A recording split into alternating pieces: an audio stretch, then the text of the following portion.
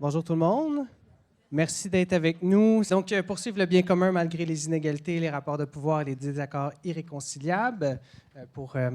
Certains auront remarqué que ça, c'est une citation du programme, là. Donc, la littératie religieuse civique à la rescousse. Et donc, Sivan et moi-même avons préparé ça pour vous. Moi, mon nom, c'est Gilles Beauchamp.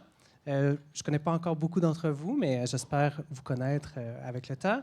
Je suis chercheur postdoctoral au département de philosophie de l'UQAM. Et là, attelez-vous, j'ai une longue affiliation. Je suis affilié à la Chaire de recherche du Canada sur l'injustice et la gentilité épistémique, au Centre de recherche en éthique et au Centre de recherche interdisciplinaire sur la diversité et la démocratie, le CRIDAC.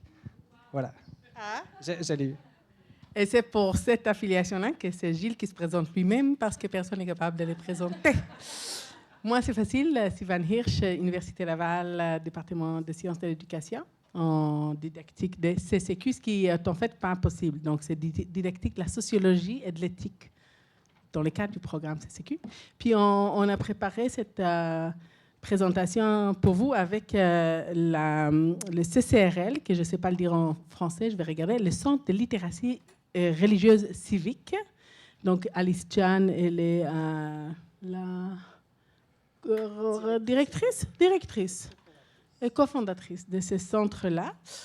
Donc, vous allez voir qu'on va vous proposer des outils qu'ils ont préparés. En fait, moi, je suis membre de ce centre-là, donc affiliée à ce centre-là de façon... parmi mes affiliations nombreuses. Et on va vous présenter un peu leurs outils. Donc, la première des choses qu'on s'est dit, pour bien commencer ça, on s'est dit qu'on allait vous mettre tout de suite en action. Et donc, en se posant la question ensemble, qu'est-ce que le bien commun? Et donc là, on vous invite à réfléchir à cette notion-là avec nous. Et de la façon qu'on va le faire, donc on va vous demander de réfléchir à ça sur un peu ces trois questions-là. Là. Donc, la question n'est pas super claire, c'est dans l'esprit d'un brainstorm. Là. Donc, à quoi est-ce que vous pensez quand on parle de bien commun? Qu'est-ce que le bien commun? La définition du bien commun, mais aussi peut-être qui décide du bien commun. Et donc, il nous amène déjà à penser peut-être aux relations de pouvoir qui sont en jeu ici. Et comment on va faire ça? On va faire ça avec la bonne vieille technologie. Donc là, on a beaucoup la vision de bien commun et la majorité qui décide parce que c'est ce qui est bien pour le plus grand nombre parmi nous. Et il nous amène à réfléchir à différents types de biens. Hein. Le bien-être, on l'a vu, les bonheurs, qu'est-ce qui est bien pour moi? Dans mes classes, souvent, on a des questions, mais le bien commun, est-ce que c'est un bien, quelque chose de partagé, quelque chose que je peux, tangible, et qu'on partage avec nous? C'est nos biens à nous, des choses qui nous appartiennent. Donc, c'est notre sens du mot bien. C'est ça qui t'a fait ça. Ça, c'est toi ou c'est moi? La discussion est déjà excellente, mais pour qu'on puisse continuer, en fait, quelques éléments qu'on voulait souligner aussi, tout ce que vous avez mentionné est super pertinent justement dans la notion du bien commun, comment est-ce qu'on y réfléchit. Puis, on vous a mis un extrait du programme, un extrait qu'on va beaucoup travailler, en fait, qu'on va revenir plusieurs fois dessus. Et quand on se demande qu'est-ce que le bien commun ou qu'est-ce que la poursuite du bien commun implique, on a quand même quelques points ici qu'on a mis en exergue ici. Là. Donc ici, on parle dans le programme d'une articulation des droits et libertés fondamentales avec la pluralité des points de vue de perspective, sur quoi des choix collectifs qui devraient être privilégiés, donc les choix qui devraient être privilégiés dans la définition et la redéfinition des modalités du vivre ensemble. Mais ça connecte beaucoup avec plein de notions que vous avez déjà mentionnées. Donc on parlait de démocratie, on a parlé de majorité, on a parlé d'utilitarisme, à voir comment ça peut s'articuler aussi avec ce qu'on va vous présenter dans la suite des choses. Hein. Donc, quand on parle des obstacles à la poursuite du bien commun, au vivre ensemble. Et donc, tout ça, ça nous amenait à une autre question où vous allez avoir l'occasion d'interagir encore. Oui, alors c'est ça. Donc, à partir de là, on a vu c'est quoi qu'on pense qu'il est bien commun, puis on ne vous a pas encore donné une définition, nous, ici. C'est la définition du programme un peu. Puis vous avez vu dans la définition du programme qu'est-ce qui est... en fait, peux-tu juste revenir en arrière? Merci. Ce que ça amène là, dans la définition du programme, c'est de parler non pas de la majorité, non pas, il n'y a pas cette question-là. Il y a une question plus de c'est quoi le bien commun de façon plus philosophique pour tout le monde, même si pas à tout moment. C'est-à-dire que quand on va penser à l'articulation des droits et libertés fondamentales, c'est peut-être pas à tout moment que ça s'adresse à tout le monde, mais la majorité doit quand même agir pour ce bien-là, même si sur le coup, c'est peut-être pas son souhait ou la meilleure chose pour elle. Puis cette idée aussi qu'il y a toujours une pluralité des perspectives. Donc, on peut comprendre ces droits et libertés ou comment les protéger ou comment on peut les défendre dans notre société différemment. Donc, on peut, même si on pense tous agir pour le bien commun, peut-être qu'on ne va pas vouloir agir de la même manière. Et c'est là que je vais vous reposer la question. Donc, comment on fait dans une classe de CCQ où on veut travailler le bien commun, parce que c'est une de nos visées quand même, travailler pour la poursuite du bien commun. Comment on fait? Alors que vous voyez, même entre nous, on est tous enseignants de CCQ, enseignants et enseignantes de CCQ, et pas si facile que ça d'identifier l'objet sur lequel on veut travailler. Comment on fait donc pour travailler le bien commun dans nos classes? Vous, est-ce que vous faites ça déjà? Est-ce que vous avez cette réflexion, comment je vais travailler, comment je vais atteindre cette visée dans ma classe? Je viens vous voir. Dans un premier temps, je pense qu'il est important de définir avec les apprenants les différents concepts qui vont les amener à pouvoir davantage aborder cette question de c'est quoi le bien commun. Et surtout, dans un autre moment, c'est peut-être leur expliquer tous les concepts liés à la démocratie, au fonctionnement de nos institutions démocratiques. C'est quoi le législateur, par exemple, les différentes chambres, voilà, Chambre des députés, le Sénat si on est au fédéral. Donc avec ces éléments-là, on est capable par la suite d'attaquer les textes de loi, chartes, constitution et autres. Merci. Moi, je dirais autant dans cette division-là qui est plus large que dans le microcosme. Si on prône par l'exemple déjà dans notre propre classe, ça aide. Puis d'apprendre déjà aux jeunes que qu'on peut faire des erreurs, mais par exemple, si un étudiant qui n'est pas poli avec nous, quelque chose comme ça, au lieu de rétorquer par l'espèce de discipline stricte, de rétorquer par le « est-ce que j'ai fait quelque chose qui t'a blessé pour que tu puisses réagir comme ça ?» Déjà, ils ne sont pas prêts à avoir cette réplique-là, mais ensuite, ça leur apprend « OK, mais si on vit ensemble, il va falloir que tu apprennes à gérer ce genre de relation-là humaine. » Puis à partir du moment où nous, on la prône, les autres élèves entre eux vont la prôner, j'ai l'impression. Donc, merci. Donc, j'ai cru entendre deux types d'interventions ici. D'une part, plus les concepts, les cadres qui nous permettent de réfléchir au bien commun. Puis d'autre part, c'est un peu dans les échanges entre nous, comment on vise cette façon de faire plus que de comprendre les concepts en soi.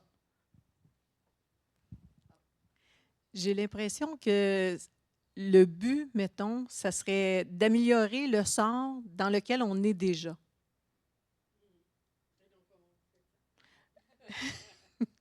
Bien, si je continue avec l'idée d'une collègue, si on est déjà dans un climat s'il y a eu du non-respect, bien, d'amener les élèves vers un respect.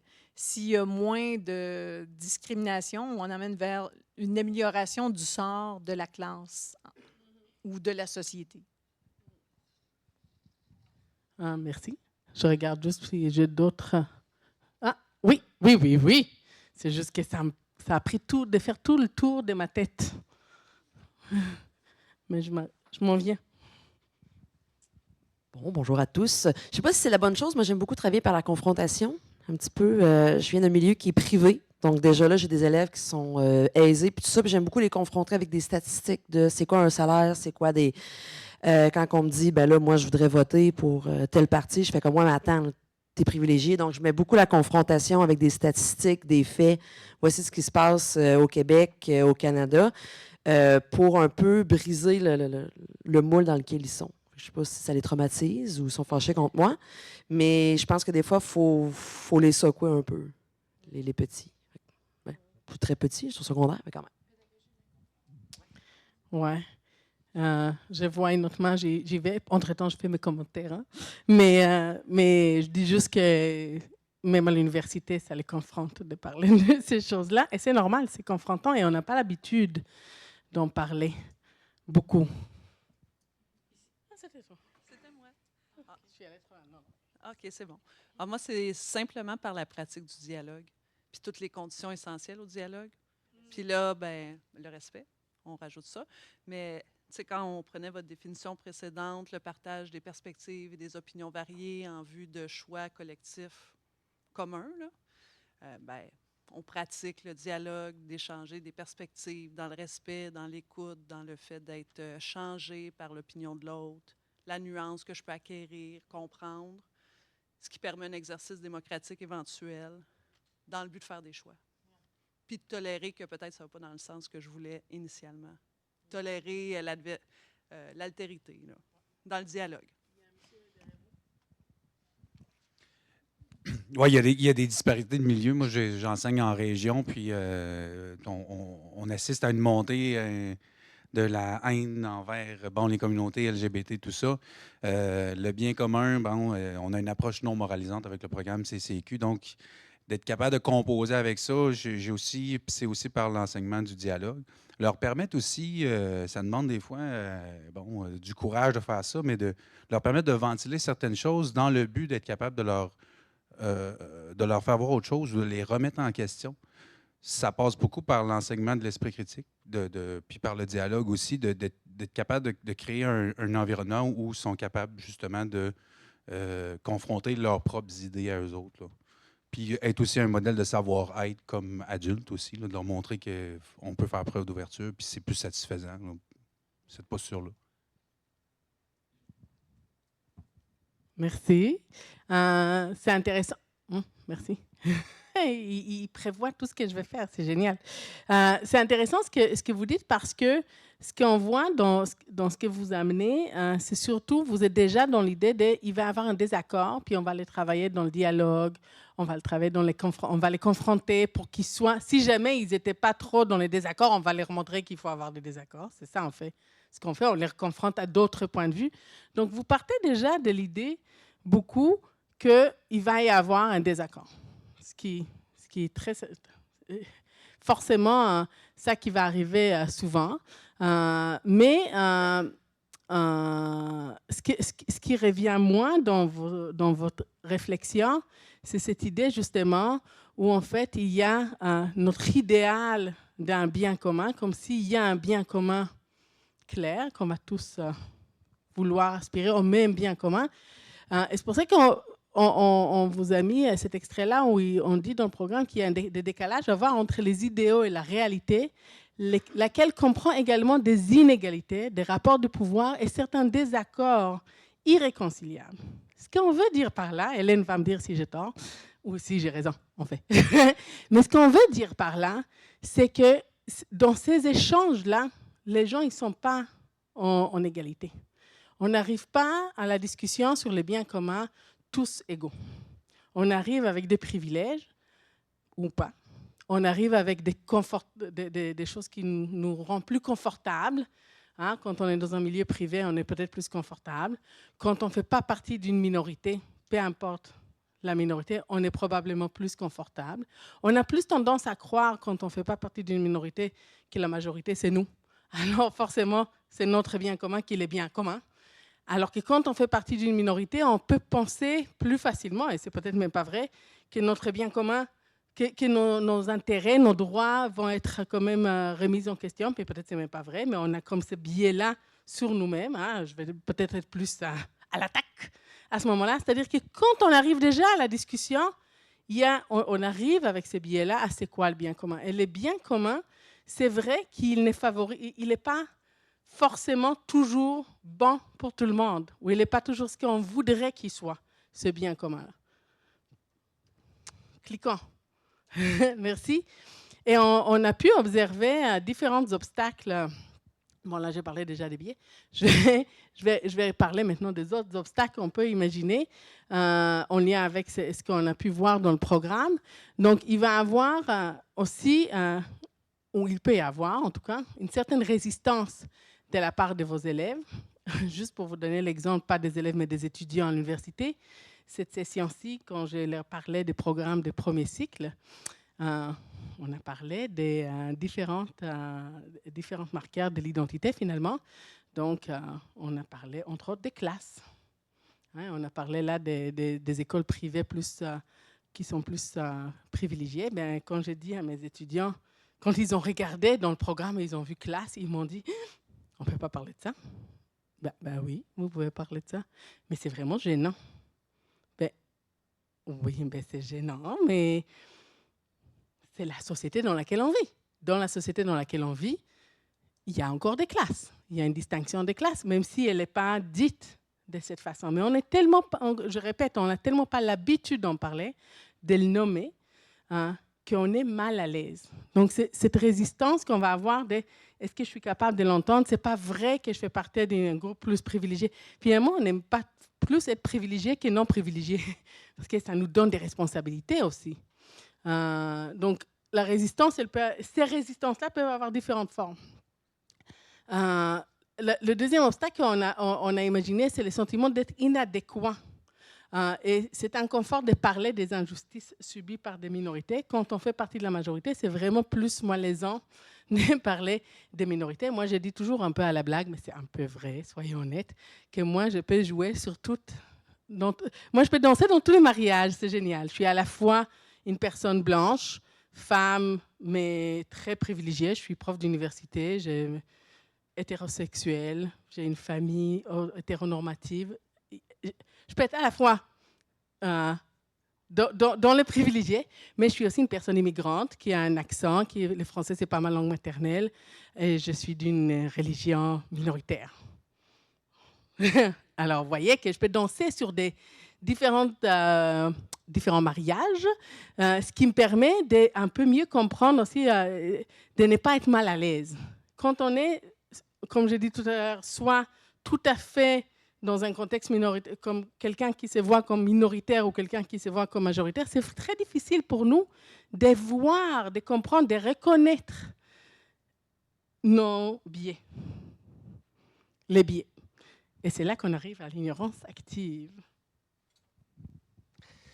Oui, donc beaucoup d'obstacles déjà au bien commun ou à discuter du bien commun ou à le poursuivre tant en classe que dans la société. Et là, l'objectif pour nous maintenant, c'est d'en ajouter un obstacle. Non, en fait, on ne l'ajoute pas, mais on veut juste le mettre en lumière, en fait. Un obstacle qui est toujours présent, qui se manifeste de façon particulièrement, on le croit, dans les classes aussi avec les élèves, mais qui est aussi présent dans la société de façon générale. Et donc là, on va vous présenter ça, justement, l'ignorance active et l'injustice épistémique, qui est un obstacle à la poursuite du bien commun. On vous le présente comme ça.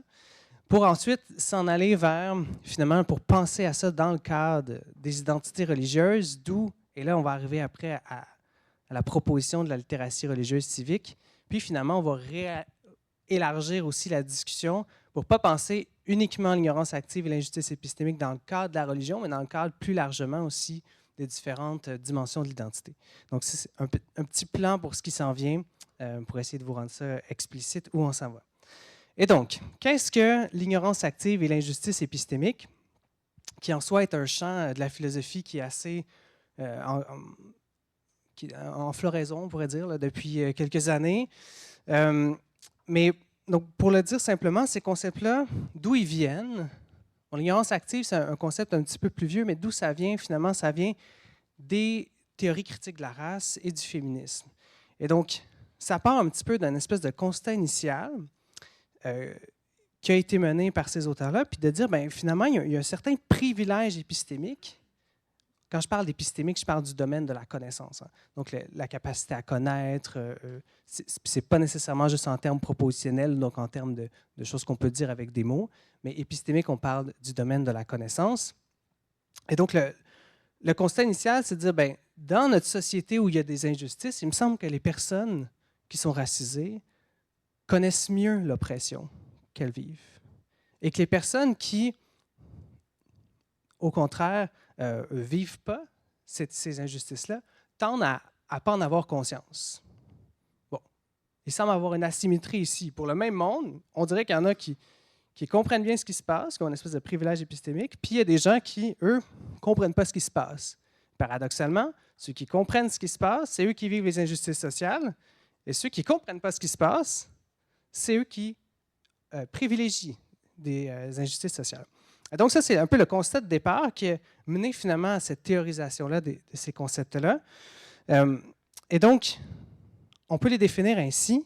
Donc, l'ignorance active qui serait une forme de biais socio-cognitif qui se manifeste par une insensibilité aux identités sociales, tant la sienne que celle des autres, et à leur impact sur la positionnalité sociale et épistémique. Donc là, c'est beaucoup de choses, mais l'idée, c'est juste de dire que c'est une insensibilité, donc une difficulté à faire sens, des différentes identités sociales, puis comment est-ce que ça impacte tant votre privilège social que aussi sur ce que vous pouvez connaître. Et c'est aussi une incapacité d'interpréter le monde social de façon à faire sens de ces privilèges et de la discrimination identitaire. Et c'est quelque chose qui touche... Oui?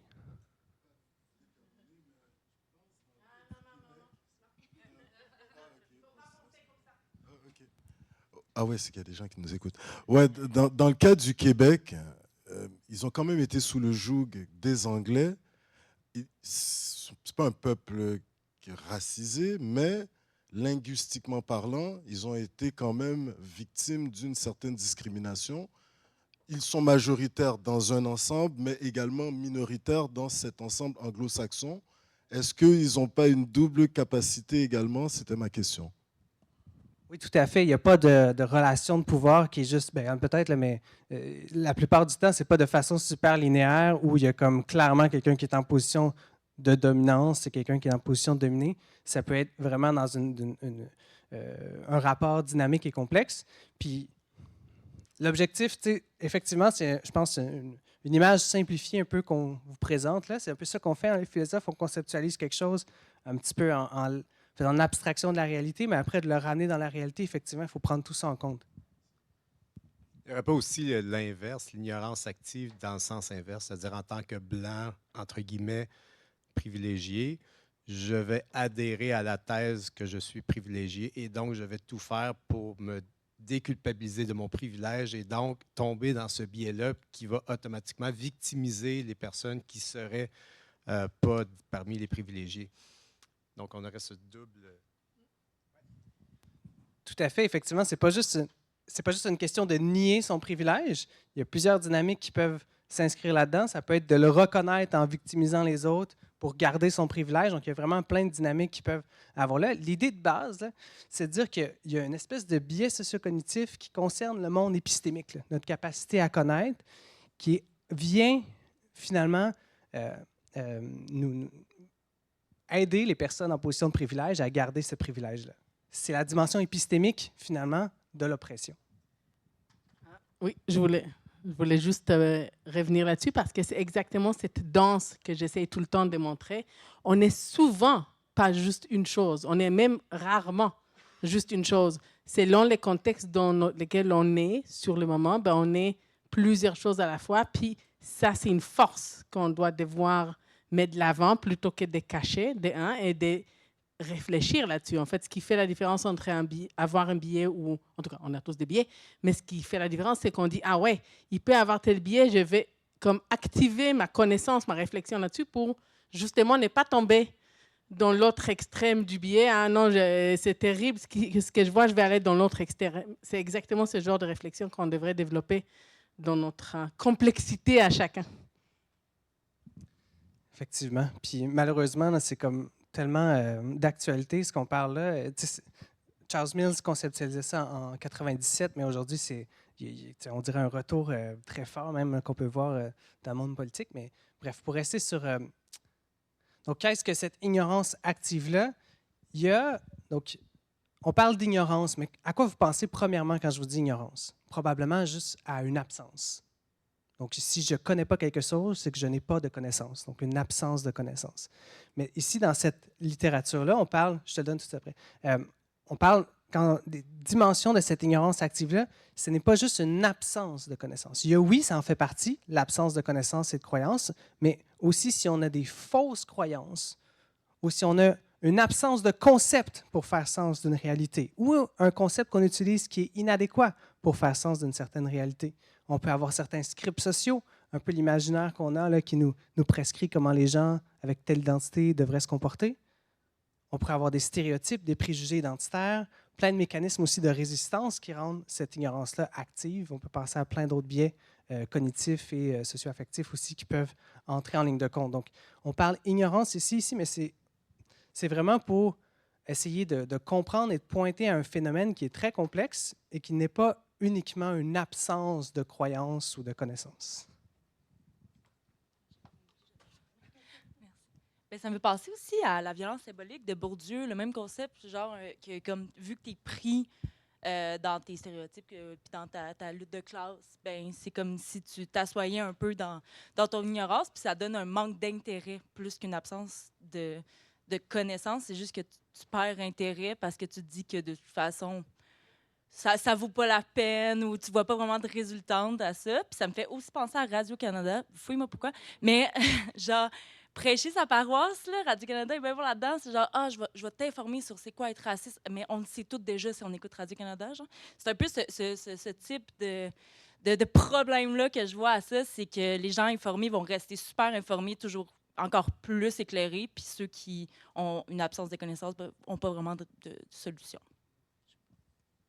Merci. Effectivement, je pense au problème. Au problème un peu de se parler de prêcher à la paroisse. On peut avoir une vue un peu cynique en disant effectivement, on est juste tout est foutu. Puis on peut aussi peut-être avoir un point de vue un peu réaliste de se dire ben c'est clairement plus facile de se parler entre convaincus. Puis les gens qui sont ouverts à en parler, on n'a probablement pas fini non plus d'en parler. On a encore besoin d'en parler. Mais effectivement, on peut aussi être un peu cynique des fois. OK. Moi, je ne connais pas la littératie, puis tout ça, puis il y a beaucoup de mots. C'est beau, c'est des beaux mots. Mais là, je veux savoir comment je fais. Comment je fais, moi, quand j'ai mon élève qui a un mécanisme de résistance, que lui, tout lui est acquis, comment je peux l'amener à réfléchir, comment je peux être dans la pratique à, une fois par semaine, transformer ça? C'est quoi je peux faire? Excellente question qui devance notre présentation. Je dirais, peut-être juste pour donner un peu d'espoir, déjà de reconnaître ça. Tu sais, c'est comme une barrière, finalement, qui est un peu invisible, peut-être. Puis là, on fait juste parler de la barrière. On se dit déjà, si l'élève pouvait voir la barrière, on aurait déjà un gain important, éducatif puis épistémique aussi. Et donc, l'objectif après, nous, ça va être tant par les principes de la littératie religieuse civique, mais aussi, plus largement, de se donner un peu des façons qu'on peut espérer que nous-mêmes et les élèves aussi puissent comme, réussir à tasser cette barrière-là aussi. Fait que pas juste la voir, mais aller plus loin. OK. Donc là, je vous ai parlé d'ignorance active. J'arrive ici à parler d'injustice épistémique. Pourquoi je vous mets d'autres concepts encore? Ce n'est pas juste une déformation de philosophe. Je pense qu'il y a un gain aussi. Je pense que ça parle de concepts ou de phénomènes, plutôt, que vous connaissez, que vous avez probablement déjà expérimenté, que vous avez sûrement vu dans vos élèves, quand vous interagissez à eux, puis peut-être même juste dans votre vie, mais ces concepts-là viennent donc un peu aider à faire sens de l'expérience. Ce n'est pas de dire que c'est des choses que vous ne connaissez pas, mais c'est juste de nommer peut-être un phénomène qui se passe. On parle d'injustice épistémique, c'est quoi? C'est une injustice qu'une personne va subir en tant qu'agent de connaissance, donc dans sa capacité à connaître le monde ou à transmettre ses connaissances aux autres. Et donc, quand on pense au dialogue, là, c'est très important ici de s'intéresser aux injustices épistémiques parce que dans le dialogue, si on veut avoir un impact, une contribution au dialogue, il faut qu'on soit reconnu comme agent de connaissance, comme quelqu'un qui peut partager de la connaissance. Donc, on ne fait pas juste parler des gens, mais si on veut parler avec les gens, il faut qu'ils soient reconnus comme pouvant participer et comme des gens qui ont quelque chose à dire et qui connaissent le monde. Et donc, il y a deux types d'injustices que Fricker elle différencie. Ce qu'il faut retenir au-delà du testimonial et herméneutique, c'est qu'il y a comme deux dimensions un petit peu. La première dimension du testimonial, c'est la crédibilité. Quelle crédibilité est donnée aux gens qui parlent? Et la deuxième dimension, la dimension herméneutique, c'est l'intelligibilité ou la capacité à faire sens. Et donc, l'idée, c'est que des gens à cause de leur identité sociale et des relations de pouvoir dans lesquelles on s'inscrit, le programme parle de ça, des relations de pouvoir, eh bien, les gens, ils peuvent, dans leur capacité de dialoguer, de parler, de connaître le monde ou de transférer, de communiquer leurs connaissances, ils peuvent faire face à différentes injustices. Un déficit injuste de crédibilité, basé sur des stéréotypes. Pensez juste à la panoplie de préjugés sexistes qui ont cours dans notre société, où une femme qui est très compétente n'aura pas la crédibilité qui lui est due, juste parce que c'est une femme. Bien, dans ce cas-là, on peut dire que cette personne-là, elle subit une injustice testimoniale, parce qu'elle ne reçoit pas la crédibilité qui lui est due sur la base de préjugés identitaires. Pensez à comment ça peut entrer en ligne de compte là, quand on a un dialogue ou même un débat en classe, où là, il y a des préjugés identitaires qui sont actifs, qui sont toujours présents, puis là, il y a certaines personnes qui ne recevront pas la crédibilité qui leur est due juste à cause de ça. Dans la capacité à faire sens, ici, l'idée, c'est de dire qu'il y a certains groupes dans la société qui sont marginalisés, qui ont reconnu ça à cause des relations de pouvoir. Et ce que ça fait, c'est qu'ils vont vivre certaines expériences, ils peuvent développer des concepts pour en faire sens, mais après, à cause de leur marginalisation, ça va être difficile pour eux de communiquer à la société plus largement. L'exemple classique de ça, c'est le harcèlement sexuel. Avant que le concept soit nommé, puis soit largement répandu, c'est difficile de communiquer qu'est-ce que les femmes vivaient au travail. Ah, cette personne-là est juste désagréable. Ah, mais non, c'est juste du flirt inoffensif. Quand tu n'as pas le concept pour faire sens de ton expérience puis pour la communiquer aux autres, ça peut être difficile de pouvoir participer au dialogue, même si ce que ces personnes-là avaient à dire puis ce qu'elles expérimentaient, c'était vraiment important. Elles devaient pouvoir en parler, mais si les concepts ne sont pas là et ne sont pas partagés, ça devient extrêmement difficile de communiquer et de participer au dialogue. Et donc, pour connecter ça, pour revenir à notre passage préféré du programme, en quoi est-ce que ça devient finalement un problème ou une difficulté à la poursuite du bien commun? Bien, si on dit que la poursuite du bien commun, ça implique l'articulation finalement des droits et libertés. Il y a un travail ici à faire ensemble. Si on veut que ce soit des choix qui soient collectifs, ici, ça se fait comment? Ça se fait dans le dialogue, la poursuite du bien commun. Finalement, le point principal ici, c'est de dire que l'ignorance active ou l'injustice épistémique, c'est des obstacles qui vont nuire à atteindre vraiment un bien qui soit réellement commun. Et même à penser qu'on a atteint une certaine forme de bien commun, sans réaliser qu'on a carrément exclu des personnes, ou que si on les a inclus, ben, on ne les a pas inclus comme agents de connaissance, on les a inclus juste comme, je ne sais pas, représentation de la diversité ou quelque chose de genre. Voilà. Et donc, synthétiquement, qu'est-ce que ça fait? En quoi c'est des obstacles à la poursuite du bien commun? Bien, ils peuvent nuire à la perception des privilèges, des injustices et de la discrimination. Et donc, dans le dialogue, là, si on n'est pas capable de reconnaître que, par exemple, moi, je bénéficie de certains privilèges, puis que cette personne-là, elle subit certaines discriminations, mais où on s'en va dans le dialogue? Aussi, ça peut nuire à la capacité des groupes marginalisés à participer au dialogue. Et donc, si certaines personnes sont victimes d'injustices épistémiques, bien, leur participation même, elle est compromise. Fait que, dans les deux côtés, là, qu'on fasse partie d'un groupe marginalisé ou privilégié, on peut s'inscrire dans ces dynamiques-là.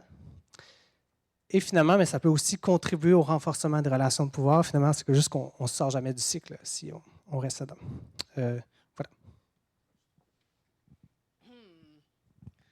D'accord. Alors, on prend l'exemple de la littératie religieuse civique.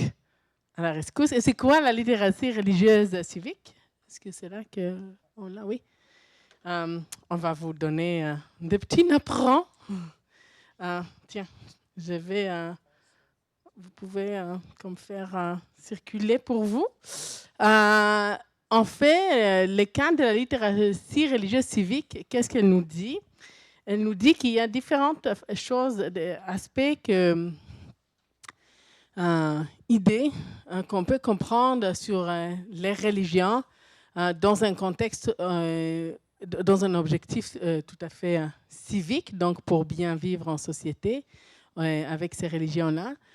Il y a 5 principes qui guident cette littératie religieuse civique pour non pas de comprendre chacune des religions, mais bien comprendre les réalités, finalement, les expériences et les réalités de ces religions.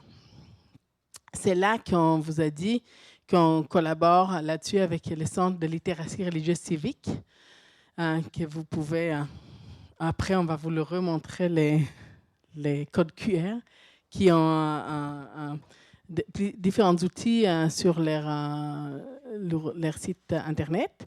Et en fait, ces 5 principes que je vais vous présenter brièvement peuvent nous aider, selon Gilles et moi, peuvent nous aider à agir sur cette, d'abord, ignorance active, en fait, en agissant sur notre ignorance, et par le fait même,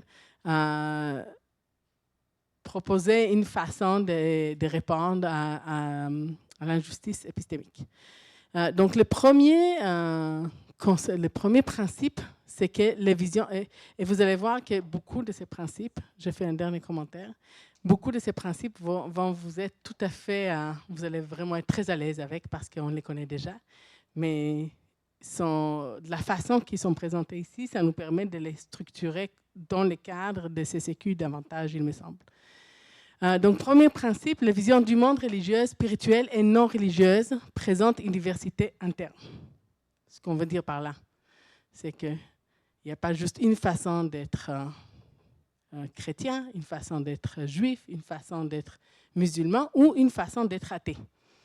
Il y a une diversité de façons de vivre notre appartenance ou non-appartenance religieuse ou spirituelle. Vous êtes... ça ne vous choque pas, hein? Deuxième principe, c'est que les visions du monde religieuse, spirituelle et non religieuse sont extérieurement diverses. Évidemment, on a dans une société différentes religions, différentes visions du monde qui cohabitent. Okay? Jusque-là, c'était facile.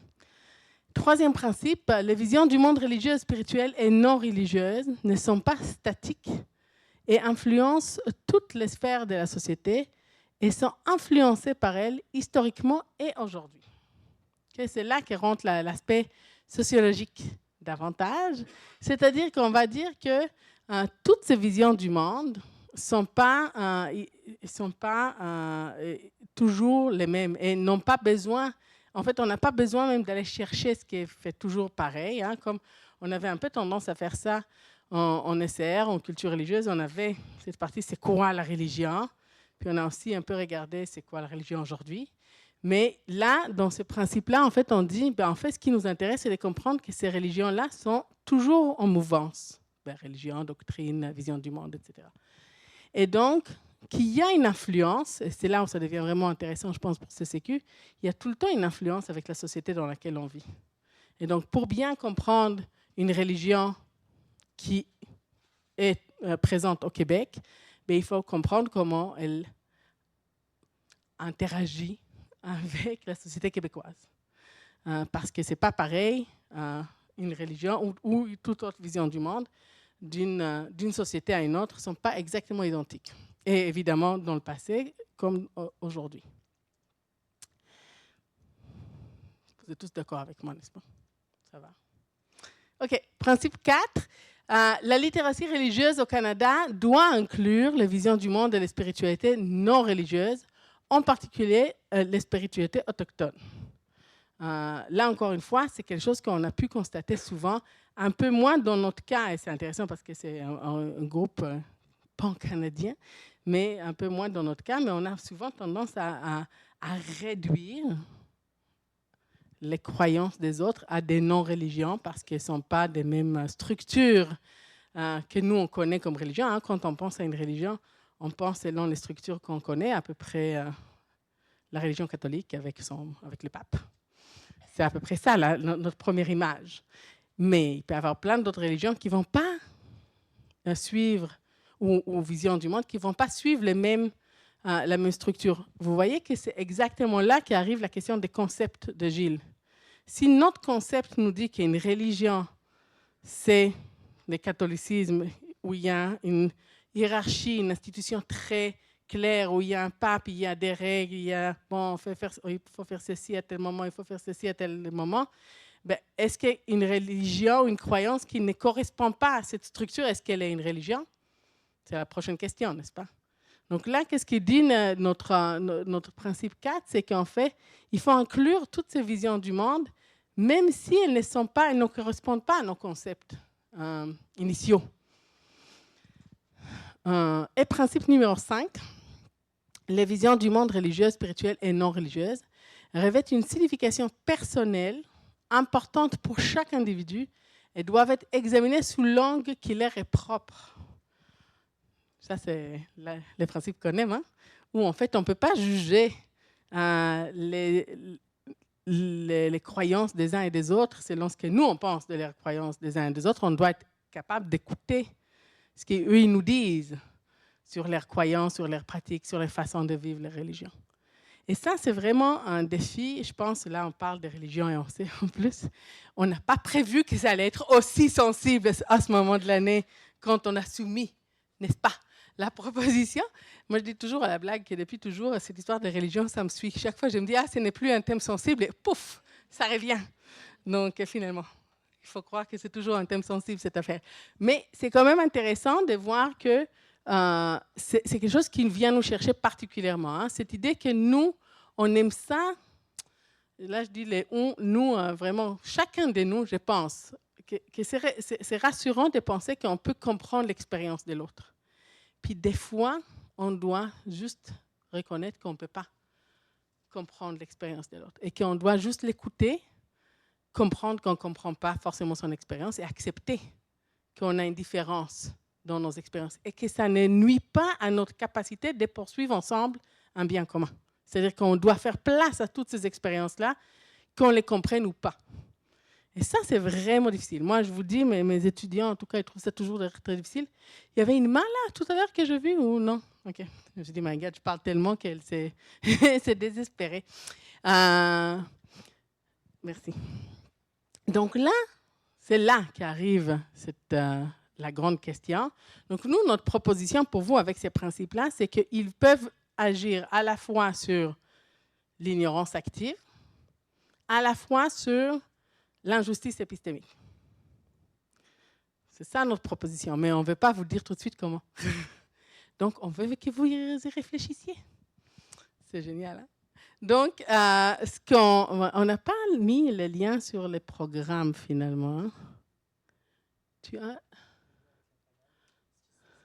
Non, non, ne montre pas mon tableau tout de suite. C'est les réponses. Non, mais ce que je veux dire, c'est que je ne sais pas si vous avez en tête tous les programmes, vous devez avoir tous, vous avez tous des ordinateurs, mais ce qu'on voulait vous proposer, c'est un petit 5 minutes de réflexion, peut-être 7, selon si vous trouvez que vous avez beaucoup d'idées ou pas, des discussions en petits groupes pour essayer de trouver des liens. Vous voyez que moi, j'ai fait un tableau, alors il y a au moins 4 éléments faciles que vous pouvez faire des liens. Et en répondant à ces 2 éléments, comment ça peut vous aider, ces principes-là, à l'ignorance active, à agir sur l'ignorance active et à l'injustice épistémique. Puis, je vous permets déjà de réfléchir que ce n'est peut-être pas juste une question sur la religion, parce que là, on est dans la littératie civique. C'est peut-être que c'est vrai sur d'autres formes de diversité que juste la diversité religieuse, finalement. Mais le temps passe. Hein? Alors, on va essayer de faire les 2 en même temps. Je vais commencer par vous dire, en fait, relativement vite, comment nous, on l'a analysé. Puis, vous allez pouvoir me dire déjà si c'est clair pour vous, pas clair pour vous. Et si vous êtes en désaccord, ce sera le bienvenu. Le moment de le dire, évidemment, parce qu'on est ici pour réfléchir ensemble, pardon.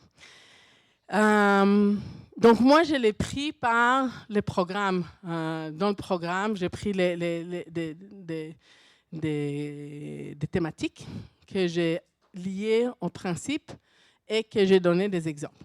Okay? Donc, par exemple, dans le programme CCQ, on a le thème de l'appartenance religieuse comme aspect identitaire légitime, c'est-à-dire que je me réfère ici au premier cycle, là, quand on parle d'appartenance religieuse, donc des marqueurs, des différents marqueurs de l'identité, Et on a dit que ça fait appel aux principes 1 et 5. Donc 1 dans le sens où on a une diversité interne dans chacune des visions du monde. Chacun a une autre façon de voir sa propre appartenance religieuse, croyance, pratique, etc. Mais aussi au principe 5, évidemment, où là, on va parler plus de la question des significations personnelles qu'on attribue finalement à notre pratique. Alors ça, c'est vraiment important d'ailleurs en sociologie. Ça, c'est une des choses que j'ai beaucoup aimé toujours en sociologie. C'est pas tant important. C'est pas une question de est-ce que ça a un sens ou pas. C'est quoi la signification que la personne accorde à sa pratique. C'est ça qu'on essaye de voir. C'est pas une question objective. Je vais maintenant identifier des sens possibles et chacun va devoir s'inscrire là-dedans. En fait, à la fin de la journée, ça fait ça un peu parce qu'en fait, finalement, on vit en société puis on partage des significations communes. Mais on passe par cette signification personnelle de chacun. Et donc, c'est là où j'ai vu les liens. Et si je fais le lien maintenant avec l'injustice épistémique et l'ignorance active, parce que c'est ça, en fait, dans la discussion avec vous, je me suis rendu compte que c'est ça les moments un peu difficiles.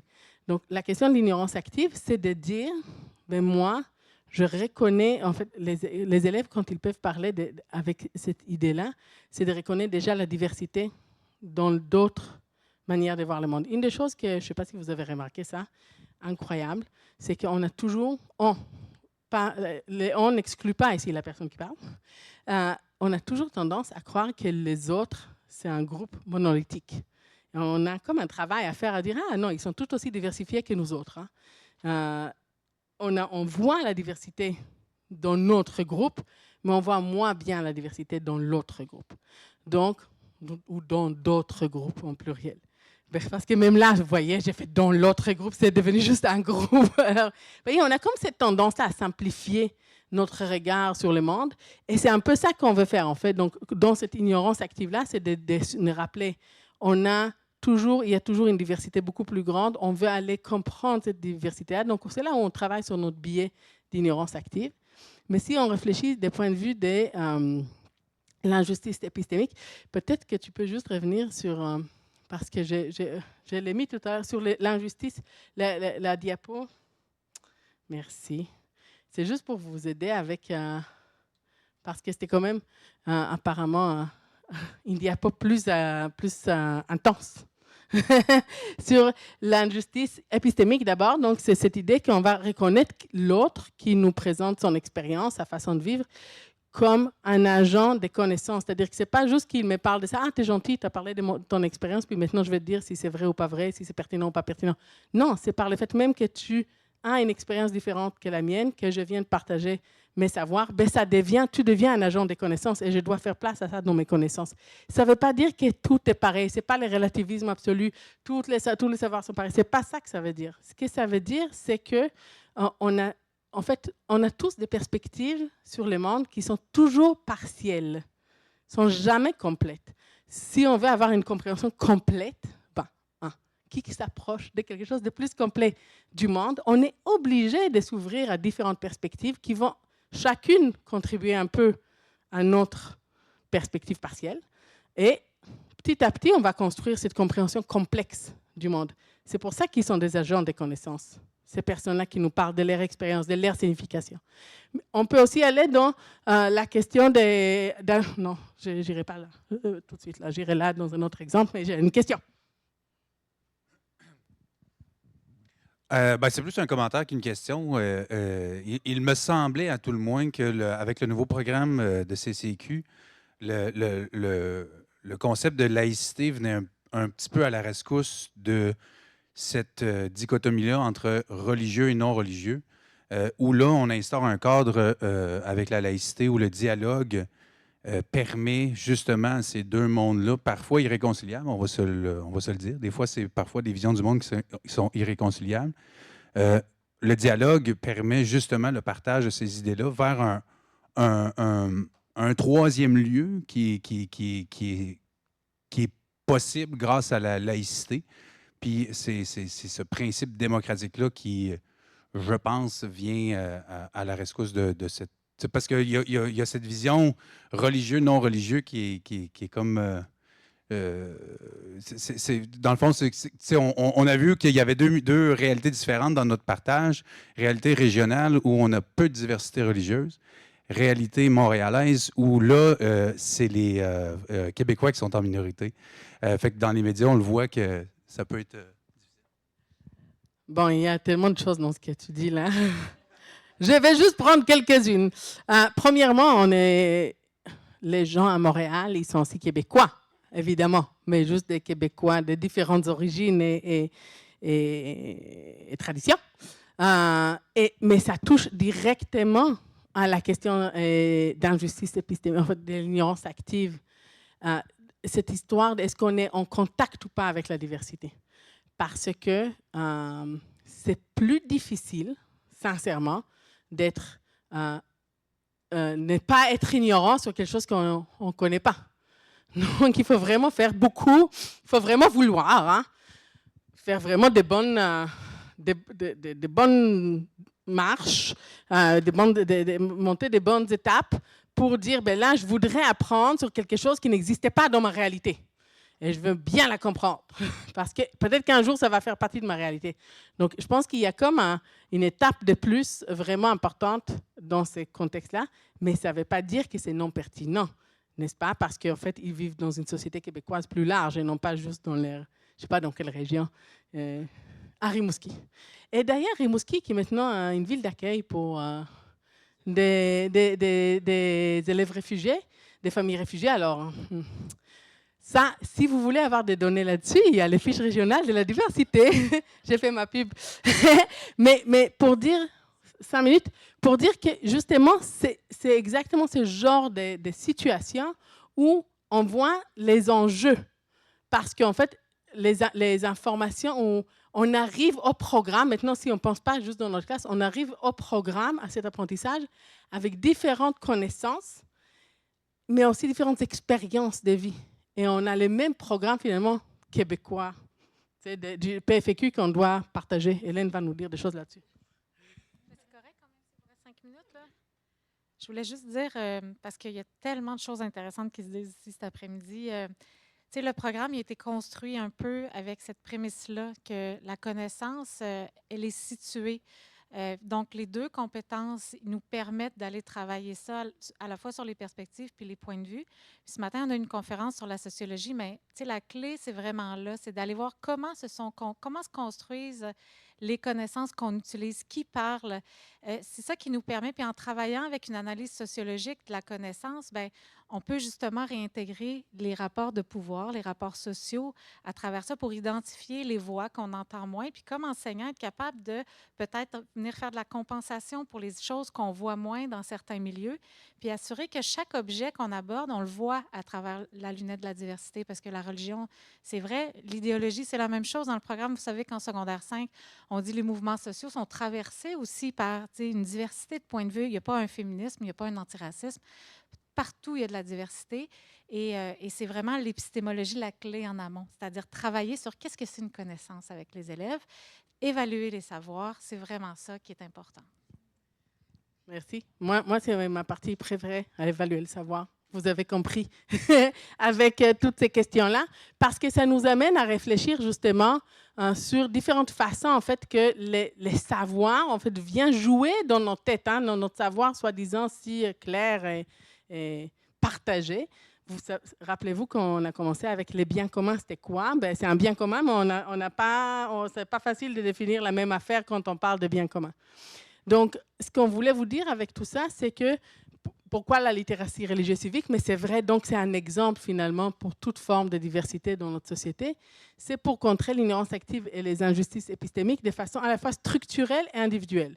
Donc, structurel, on a dit, ben, c'est un curriculum, des programmes qui nous permettent d'en parler, donc ils nous donnent les occasions, à la fois avec les contenus, à la fois avec les compétences et les composantes. Donc, par exemple, évaluer le savoir. Et quand on parle d'évaluer le savoir, quand on parle de faire place à différentes perspectives, C'est de ça qu'on parle. Et quand on fait place à différentes perspectives, forcément, on agit sur l'ignorance active. En fait, on réduit cette ignorance active et on agit sur, éventuellement, l'injustice épistémique. Ça nous amène aussi la transformation de l'imaginaire social et des ressources conceptuelles partagées, donc des différentes idées comme ça qui peuvent nous venir à un imaginaire qui est partagé entre nous tous sur ce qu'on sait, ce qu'on devrait savoir, ce qui est légitime, ce qui ne l'est pas. C'est là on a mis aussi la question des politiques EDI qui sont plus souvent loin des structures scolaires, là, mais qui sont très débattues dans le monde universitaire. Des points de vue individuels, qu'est-ce que ça nous dit? Ça nous dit qu'on va prendre conscience du problème à surmonter. Et on l'a vu dans les discussions, dans les équipes, on a vu le premier problème, finalement, c'est de reconnaître. On l'a dit, c'est où que ça ne marche pas, en fait. On voit qu'il y a des débats, on voit qu'il y a on constate qu'il y a une intolérance dans notre classe, mais pourquoi? C'est quoi l'origine? On peut agir mieux si on a compris c'est quoi qui ne marche pas.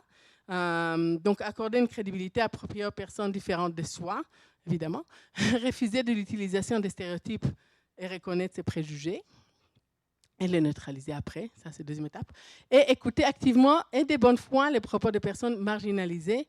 Et ça, c'est vraiment lié beaucoup à notre principe 5, ici aussi, puis à l'injustice épistémique de façon générale. Donc, pas dire, comme l'exemple de Gilles, qui est vrai pour la question herméneutique des harcèlements sexuels, mais aussi de façon générale, quand quelqu'un dit « moi, je vis une certaine injustice », la première chose qu'on a envie de lui dire « ben non, ça va, là, t'exagères, c'est pas grave, c'était juste une fois ». Ce genre de choses-là, c'est quand on va pas prendre sérieusement la personne qui parle, puis c'est vrai pour toutes sortes de situations. C'est juste que quand nous, on n'est pas dans cette situation, c'est plus difficile de la comprendre, de la voir, de l'identifier. Puis, dernièrement, donc, chercher activement la friction épistémique avec des points de vue divergents. Et quand on dit la friction épistémique, c'est là où, vraiment, dans les discussions que j'ai vues, c'est difficile, on n'a pas l'habitude de faire ça. On a l'habitude d'essayer de trouver les problèmes des points de vue très personnalisés. Tu devrais mieux parler. Tu devrais, donc, dans le dialogue, on était beaucoup dans la forme. Comment est-ce qu'on fait nos arguments? Mais si nos arguments sont très, très bien dits, comme quelqu'un m'a dit dans l'autre équipe, quelqu'un qui parle de façon extraordinaire, mais ce qu'il exprime, c'est de l'homophobie, ben, il y a quand même un problème. Donc, comment est-ce qu'on agit sur ce genre d'arguments-là pour faire comprendre à nos élèves et pour travailler avec eux? Et c'est un travail de longue haleine. On ne dit pas, vous allez le faire, on va faire ça, puis demain matin, c'est correct. Ce que disait Gilles tout à l'heure, on va reconnaître la barrière, c'est-à-dire qu'on va développer notre regard, on va développer notre réflexion sur ces deux concepts-là pour pouvoir agir au fur et à mesure, en amont, tout au long de notre pratique, chaque fois un petit peu sur ces enjeux-là. Ça va faire que quand on va arriver à la barrière, on va la voir cette fois-ci. Elle ne va pas être aussi invisible que ça. Puis on va pouvoir se dire qu'on peut nommer les choses de façon plus claire, ce qui est souvent le défi. Tu veux un mot de la fin? Parce que là, j'ai pris comme le temps de la fin. Bon, ben alors, voilà. Ben, merci beaucoup d'ailleurs pour votre participation. C'était passé vite, hein?